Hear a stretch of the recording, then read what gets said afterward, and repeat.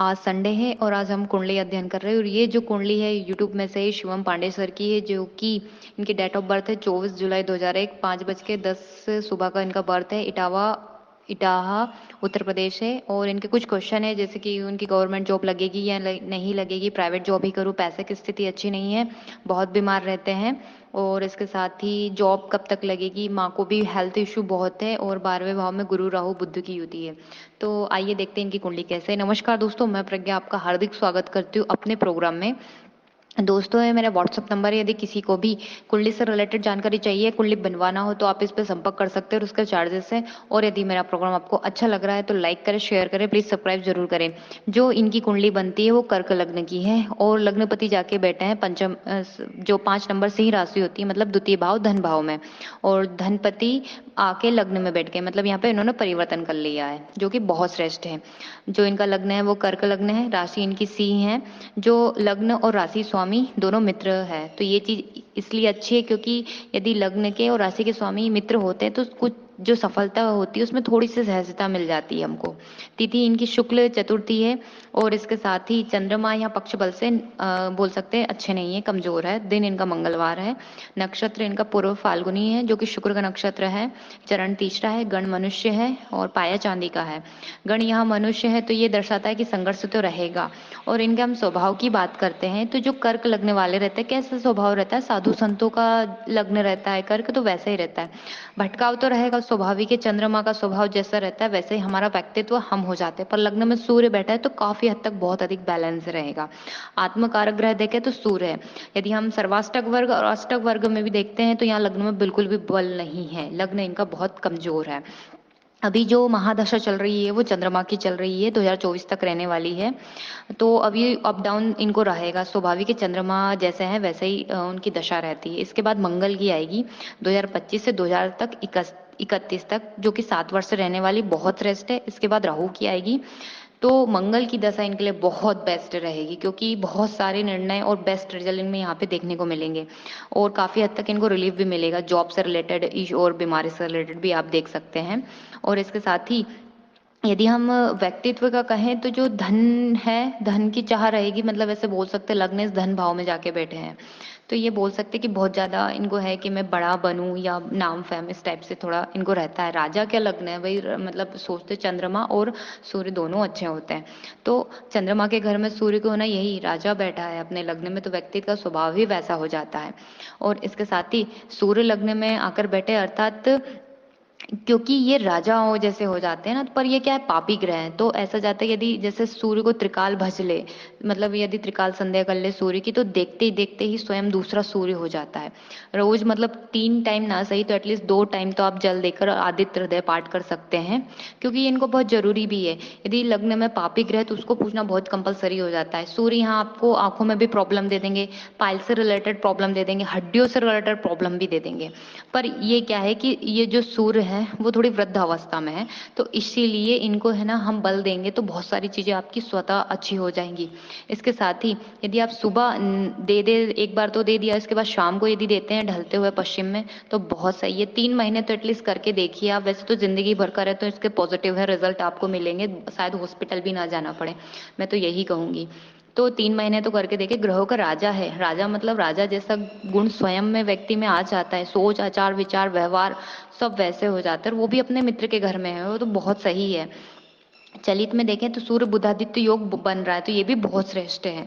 यहाँ बुध व्यय भाव के मालिक है, तो व्यय तो होगा चाहे वो वाणी का ही क्यों ना हो, क्योंकि बुध यदि व्यय हाउस में बैठे हैं तो 12 डिग्री से ऊपर के हैं, इसलिए कोई दिक्कत नहीं है, वो आपको अच्छे ही रिजल्ट देंगे।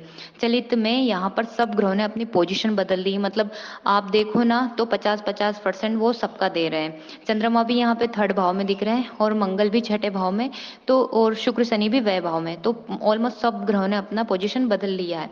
लग्न पर तीसरी दृष्टि से शनि की पड़ रही है, तो जो शनि इनकी कुंडली में सबसे ज्यादा बली है, और वो शुक्र के साथ शुक्र के ही घर में बैठे हैं, और सबसे ज्यादा पावरफुल शनि ही है इनकी कुंडली में। चलित में चार ग्रह जो 12वां भाव होता है वह भाव में जाके बैठे हैं, जैसे बुध गुरु छठे भाव और ये भाग्य भाव 9th भाव का मालिक होकर वह भाव में जाके बैठे हैं बुध।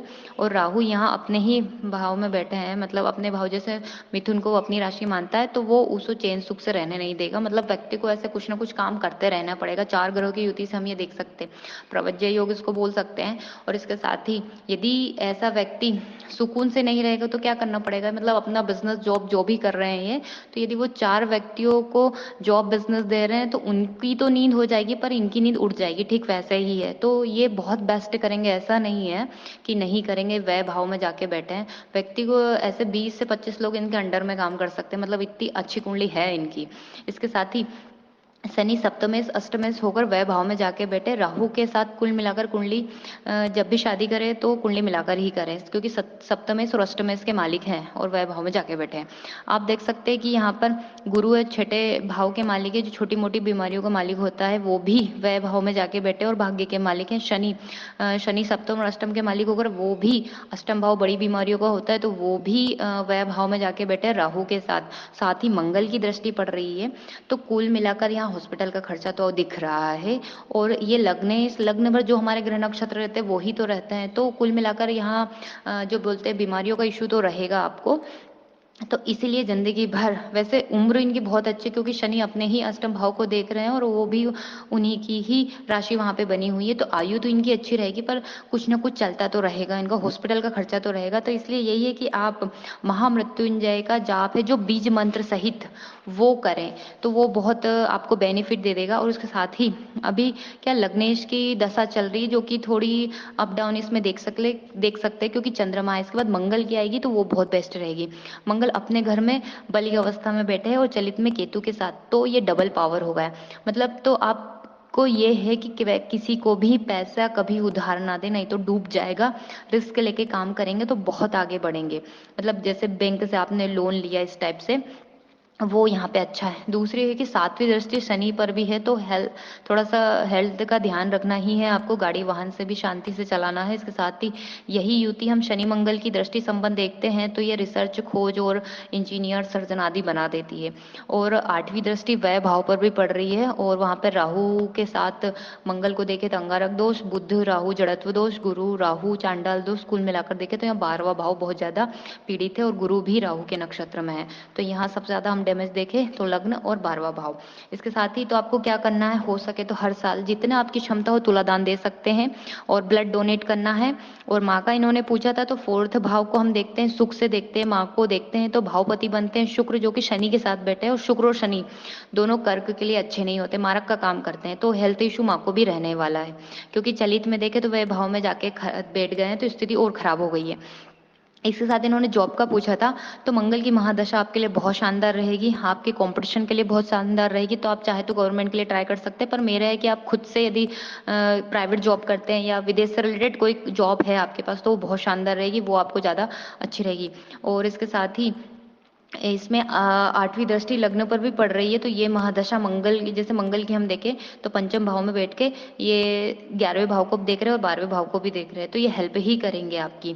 और इसके साथ ही लग्न आपका कमजोर है तो चंद्रमा से रिलेटेड आपको पूजा पाठ करें तो वो ज़्यादा अच्छा है, तो इसलिए आप पूर्णिमा का व्रत करें या फिर पूर्णिमा को दूध का अर्घ स्टील के लोटे या चांदी के लोटे में दे तो बहुत बेस्ट है। और इसके साथ ही उग्र साधनाएं आपको बहुत फलेगी, हो सके तो मतलब हेल्थ इश्यू तो आपको रहेंगे तो 10 महाविद्याओं की शरणागति कर ले, उसमें से भी बगलामुखी आपके लिए बहुत बेस्ट रहेगी, क्योंकि लग्न में भी सूर्य और पंचम में मंगल है, तो वो बहुत ज़्यादा आप पे इफेक्ट डाल देगी। और यदि आपके आसपास हिमाचल प्रदेश है, वहाँ कांगड़ा है, कांगड़ा में माँ का मंदिर है, तो वहाँ जाके आप दीक्षा लेके, क्योंकि गुरु भी आपके पीड़ित ही है, जो षष्ठ के और भाग्य के मालिक होगा वह में जाके बैठे।